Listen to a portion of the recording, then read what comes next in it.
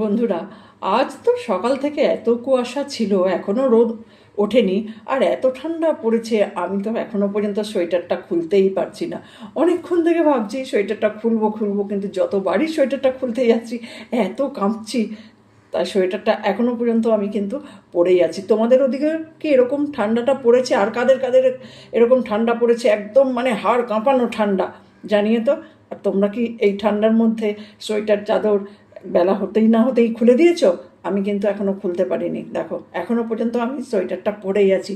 যাই হোক, এবার তো সোয়েটারটা খুলতেও হবে, খাওয়া দাওয়াও করতে হবে, তাহলে আর সোয়েটারটা পরে থেকে কি করব? ঠান্ডা লাগলো। হ্যাঁ, স্নান কিন্তু করা হয়ে গেছে, ভোরবেলা উঠে আমার স্নান করা হয়ে গেছে।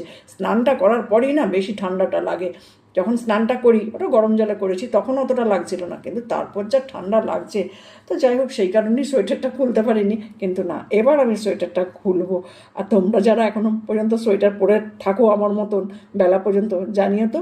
তবে অন্য কোনো বছর কিন্তু আমার এতটা ঠান্ডা লাগে না। এরকমভাবে যে সোয়েটার পরে আমায় থাকতে হয় তা কিন্তু কখনো হয় না। এবছরে দেখছি ঠান্ডাটা একদম মারাত্মক ঠান্ডা, আর যার জন্যই কিন্তু আমাকে এই বেলা পর্যন্ত সোয়েটার পরে থাকতে হয়। আমি একটা চাদর গায়ে দিয়েই কাজ চালিয়ে নিতে পারতাম, কিন্তু এবছরের ঠান্ডায় সেটা আর পারিনি। তাই যাই হোক, এবার আমি সোয়েটারটা খুলেই দিই।